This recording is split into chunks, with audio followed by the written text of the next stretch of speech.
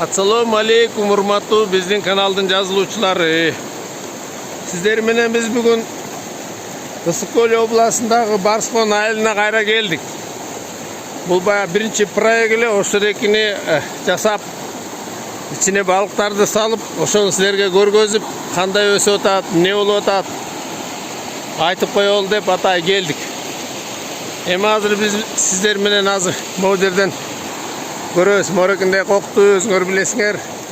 Сууну деген бияка бурган, мындай кылып сол суу бияка кеткен. Этияктан баштап бассейндер башталат. Азыр сиздер менен барып көрүп келебиз чогуу. Здравствуйте, уважаемые наши подписчики. Мы сегодня с вами находимся в Иссык-Кульской области, село Барсхон. Здесь мы зарыбляли 3 месяца назад это хозяйство. Хотим вам рассказать и показать, что получилось. Урматтуу биздин достор, мына морекинде балыктар салынган. 100 граммдык балыктар 3 ай мурда салынган. Азыр 500 грамм, 600-700 га асты жетип калды. Арты средний веси 500 грамм болобу, Замир. Средний вес ашып калдыбы? 3 ай болду салганыңарга, э? 3 айдын içinde ушундай өстү балыктар, ошолорду азыр силерге көргөзөбүз. Жем салбайсыңбы оягына? Ар жагынан көрөбүз, э? Уважаемые наши друзья, сюда 3 месяца назад ложили рыбу 100-граммовую, потом 10-граммовую. Мы с вами хотим сейчас посмотреть, какой дал результат того, что было 3 месяца назад. Вот все бассейны. Вот смотрите. Қанша граммдықтар бияқта? 40-50 грамм. Вот 3 месяца назад сюда ложили 10-граммовые. Они стали уже 40-граммовыми. Это здесь вот остатки, то, что они перевели в другой бассейн. Вот он немножко сейчас демонстрирует. Прошу обратить внимание вот на эти прожектора. Это солнечные батареи, они питаются, днем заряжается, ночью горит. И причем неплохо горит. На каждый бассейн вот такие вот солнечные батареи с прожекторами поставлены. Урматтуу достор, мауреке көңүл буруп койгула. Бул деген жанагы реке күндөн батарея алып, анан түнчүндө көйө турган прожекторлар. Мындай бассейндер келип, bunun остаткасы ар жакка чыгат, мен силерге азыр көргөзөм. Мына морекинде кылып коюшкан. Бул жерде суу мындайынан келип туруп, лишний суусу бияка чыгып, мынакей жерден чыгат, ары карай агып кетет. Друзья, прошу обратить внимание, вот отсюда она, лишняя вода уходит сюда. Сюда уходит и туда в речку. Теперь будем смотреть. Вот они. Вот они, рыбки. Вот, пожалуйста. Вот они за 3 месяца дали такой рост. Значит, соответственно, здесь и кислород хороший, и вода тоже наилучшая вода. Горная вода из речки горная течет. Значит, она дает очень хороший результат. 1 к 3, скажем так, да? 1 к 4 даже. Вот смотрите, было 10 грамм, за 3 месяца она стала 40 грамм. Рыбы очень активные, хорошо кушают. Я думаю, в будущем, иншаллах, они очень хорошо должны вырасти. Урматтуу достор, мынакей 10 граммдык балыктар уже 40 грамм болуп калыптыр. 3 айдын ичинде тамак жегендерин карагыла, активныйлыгын карагыла. Мынакей балык деген ушундай активный болуш керек да, булар үркүп туруш керек да, үркүп. Мынакей көргүлө. Жакшы.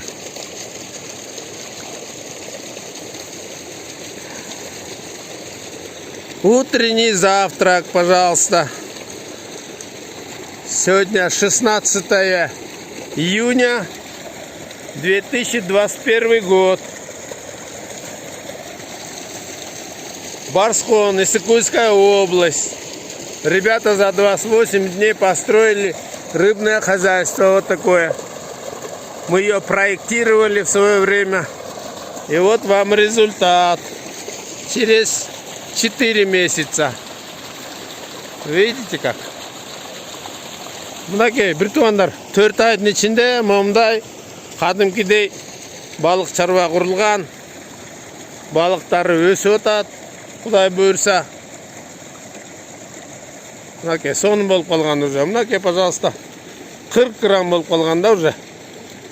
Буларды ушундай бир таза сууга кармаса, өз убагында жем берсе, ушундай болуп өлгөндөр жок, падеж жок. Бардыгы иншалла ойдогудай көз тийбесин.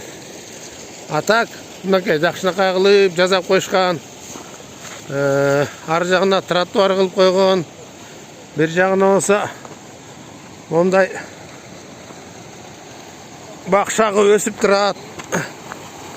Кислород, мынакей кислород. Смотрите, друзья, какой кислород, с какой высоты падает.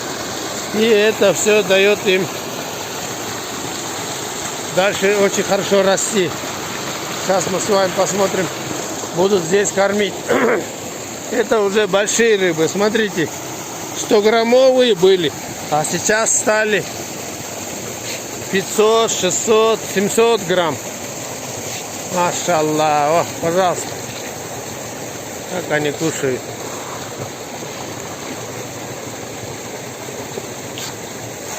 Кушают в шестерку, вот такой корм. И вот они для них вот 600-700 граммовые стали через 3 месяца 100-граммовые рыбы. Субханаллах. Да, Аллах дает баракат. Из-за этого так получается. Урматтуу достор, Алла берекесин берип койсо ушундай болот экен. Мына көрүп атасыңар өзүңөр. Бул деген рекорд. Тоонун суусуна 4 айда өсүш, 3 айда 100 граммдан 600-700ге жетиш. Бул өтө чоң рекорд. Биз дагы экспериментти дагы кылабыз аягына чейин. Канча убакытта 1 килога жетерин силерге дагы айтабыз. Бир туугандар. Мынакей, молодцы ребята. Шикарное хозяйство построили. Пожалуйста, в горах, как положено. Как положено растут. Мына байкелер, эжелер, инелер, агалар, аталар, апалар көрүп алгыла. Кандай хозяйство курса болот тогон жегине. Көрүңөрбү? Мынакей момундай балыктар өсүп атат. Уважаемые друзья, мы с вами наблюдаем рост рыб, радужной форели в горных условиях. Насколько на горной воде речки можно вырастить рыбу, построить рыбное хозяйство.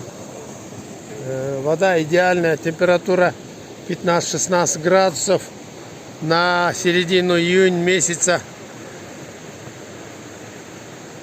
За 3 месяца так они выросли. Уход хороший, поэтому рыбы тоже очень хорошие. Сейчас мы их вытащим и посмотрим, что они из себя представляют. Насколько они выросли за это время. Хороший уход, хорошая вода. Вот то, что они светлые, это значит кислорода достаточно. Если бы кислорода было бы недостаточно, то они бы были бы черными.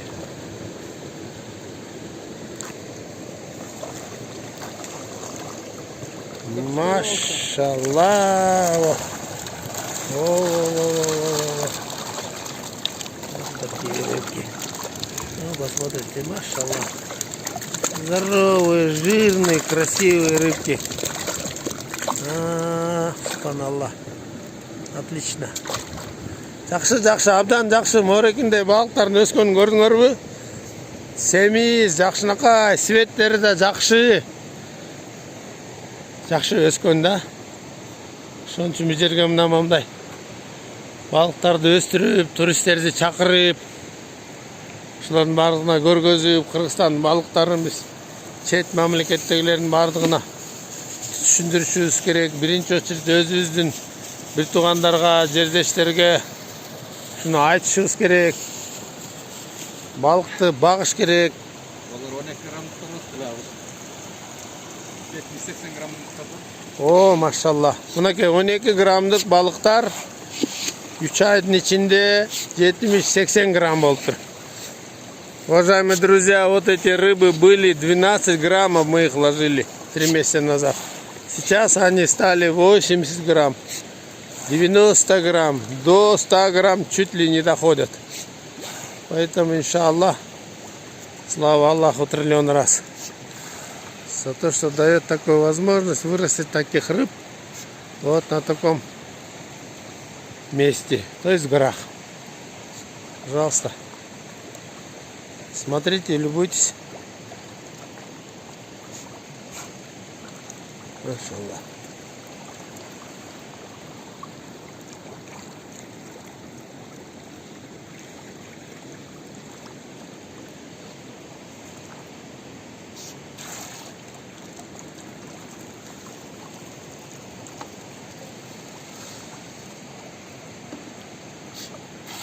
Аркы бассейниңдегилер канча грамм? Я. 40 грамм. Там 80 грамм, здесь 40 грамм.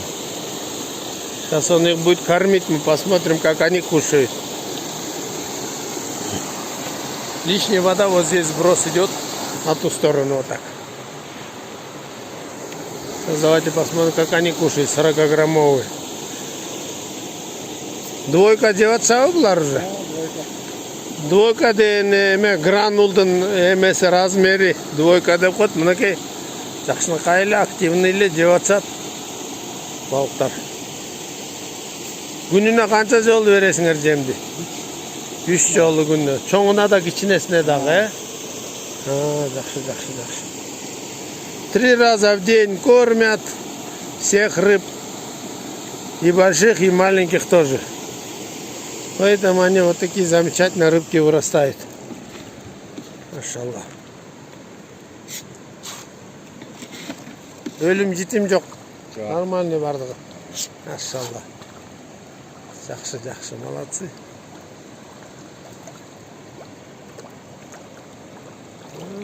Красота. Активный экен, жакшы. Красота.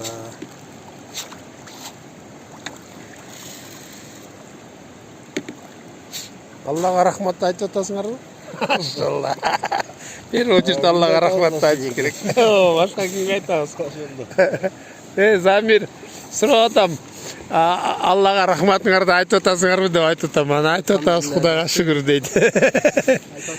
Алып чыксаң көрөлү. Мынакей молар 10 грамм болчу ушулар. 21 мартта салганбызда. Жакшы өстүр, Жакшы чоңоюптур. Обработка кылган жоксуңарбы Акиташ менен? Туз салып атабыз, аба. Туз. Акиташ салып атабыз. Жумасына бир жолу салып атасыңарбы Акиташ? Шону салып тургула, могуреки паразиттер жок болсун. Арасында ак болгон эмне бар? Бул деген янтарный рыбалар. Янтарный. Радужная форель, только янтарный называется. Ошол эле форель. Только сары болушат да булар, чоңойгондон кийин чоң болот. Уважаемые друзья, вот мы с вами увидели, как 10-граммовые рыбы за 3 месяца выросли до 80 грамм. Состояние у них хорошее, вода хорошая, потому что шерри, скоро ошенится шерри тоже. Красавица тоже. Вот и очень хорошо, замечательно, отлично. Вот мы с вами увидели все, что происходит в Барсхоне. Ребята молодцы. Вот такой вагончик поставили. Здесь живут. Вот на этом танке они ездят, летают.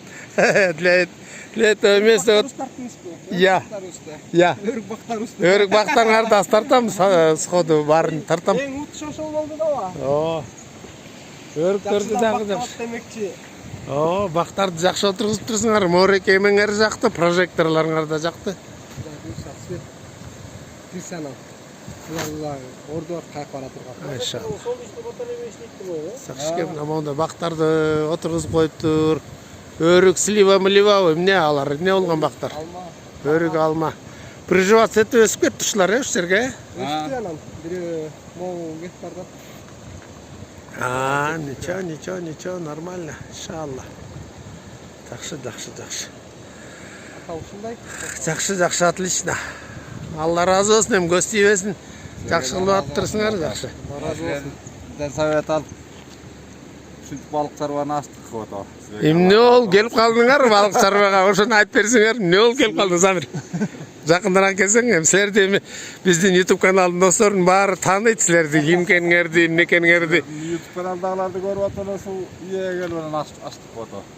Балык менен иш кылабыз дегенге көп мындай эметип жүрдүңөрбү, кыялданып же эмне кандай болду? Жүргөнбүз, кандай кылабыз билбейм. 3 жыл. 3 жылча. Карадым.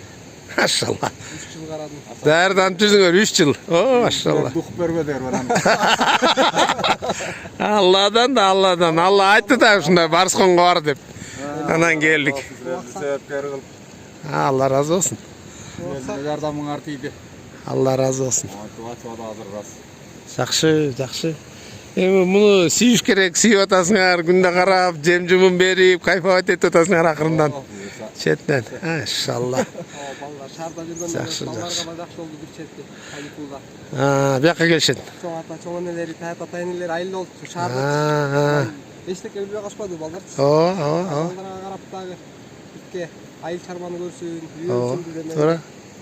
Ток дегенде как минимум жайында жүзүндө биш менен болсун деп Туура. аракеттенип отуруп анан. Ушуга келдик. Кудайга шүгүр эми. Жакшы. Алладан гана саамга отурабыз. Алла таала бирдемеден кыйнабай өткөрүп кетти. Жакшы, отлично. Эми ажама көз тийбесин, жакшы хозяйствону жакшы ачып алдыңар. Кудайым буйрса чарбаңар өнүгө берсин, өсө берсин. Балыктардын дагы далайын салгыла, өстүргүлө. Намаз окуганда бизге дуа кылып койгула, ошол бизге жетиштүү иншалла. Кудай буйрса мындан ары дагы биз сиздер менен урматтуу бир туугандар келип турабыз. Барскон проектиси абдан жакшы проект болду. Ушундай токойдун арасында, мондай тоолордун арасында, жаратылыштын арасында ушундай балыктарды өстүргөн биздин кыргыз чыгаан жигиттери бар. Эми Алла таалам өзү берекесин берсин. Аз болсо да саз болсун дегендей каалоо тилектерди айтып кетебиз. Биздин катталуучуларга, досторго силер дагы ушундай чарбаларды кургула, балыктарды өстүргүлө. Алладан сурангыла дагы акырын. Иншалла багып чоңойто бергиле.